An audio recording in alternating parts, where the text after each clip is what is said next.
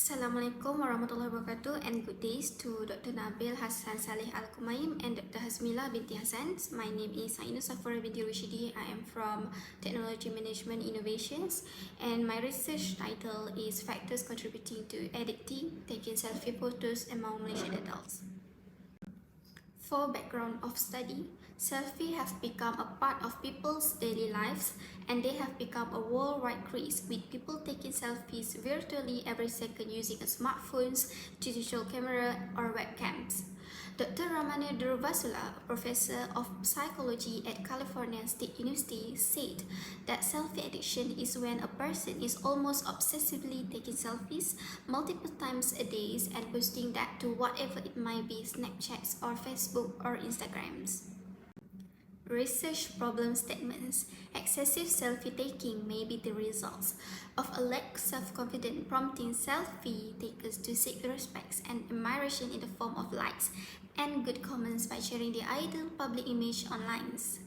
Several selfie-related incidents have been documented. In Malaysia, a 36-year-old man narrowly perished after heroically climbing atop the safety gate at Darul Hana Bridge in Kuching, Sarawak, merely to take a photo with the lovely landscape of Kuching city's Langkawi. Therefore, this study is conducted to explore what are these factors that cause Malaysian adults addicted in taking selfie photos. Research question and research objective. For research questions, first, why some Malaysian adults involved in selfie addictions? Second, what are the factors cause of selfie addiction? Third, how selfie addiction affects Malaysian adults' daily life. For research objective, first, to identify the cause of selfie addiction. Second, to determine the selfie addiction adverse effects on the Malaysian adults. And third, to explore and understand the behavior of selfie addiction. In literature review, for construct-dependent variables, DV, there are only one, which is selfie behavior. For construct-independent variable, there are 6, which is attention-seeking, perceived enjoyments, social competition, social interactions, status-seeking, and transcendent personality. For theoretical framework, there are 6 proposed hypotheses, which is attention-seeking, perceived enjoyments, social competitions, social interactions, status-seeking, and transcendent personality. For research methodology, first, research design utilizes explanatory research to enhance the understanding of the topics. Second, research methodology, I use quantitative research. And for data collection, I get 400 respondents using questionnaire in Google Form that use Likert scale from 1 strongly disagree to 5 strongly agree. For data analysis, Smart PLS4 is structural equation modeling SEM that have measurement model and structural model in it. For measurement models, Cronbach alpha is considered unacceptable if it is less than 0.6. All variables shows that it is acceptable in the tables. And for average variance extraction, it is above 0.5, indicate convergent validity for all the constructs. And for construct reliability is above 0.7, they are not violate the convergent validity of the structures. And for auto-loading indicators, above 0.7 mean the items are significantly loaded on constructs. The Forner-Laker criterion is one approach for determining and evaluating discriminant validity. It compares the square root of the average variance extraction to latent construct correlations. The values on top of diagonal must be greater values at the bottoms, shows that all construct is acceptable in the tables. For discriminant validity heterotrace monotrace ratio HDMT, the HDMT refers to average heterotrace heteromatrix correlation relative to the average monotrace heteromatrix correlations.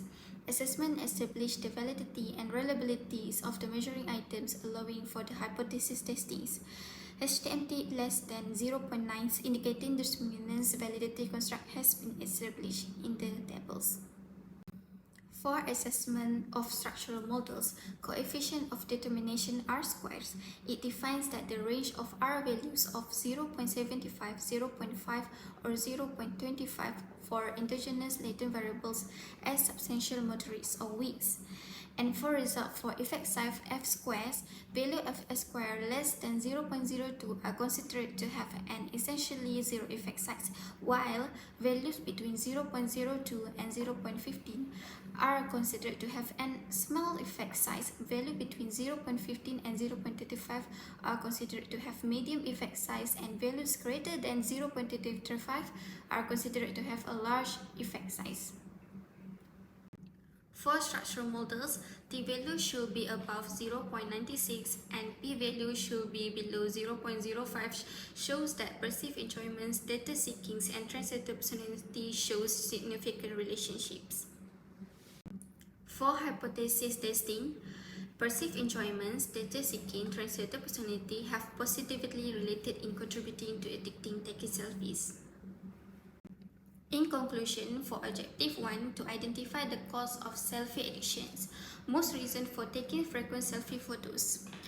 I take selfie photos to keep it as a memory mainly because the picture they take are genuinely for memory purpose. Secondly, higher is I take selfie photos to share my activity with friends as with memesh, they can tell a story or express a thoughts. For Objective 2, to determine the selfie addiction adverse effects on the Malaysian adults. According to the data analysis, 3 hypotheses are accepted while 3 are rejected. The results indicate the factors that contribute to addicting taking selfie photos is perceived enjoyments, data seekings, and translator personality.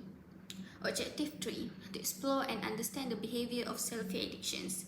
This study had determined the most effective factors among the factors that contribute to the addictions of taking selfie photos is perceived enjoyments. According to the findings, selfie liking is influenced by the factors perceived enjoyments, data seekings, and translator personality.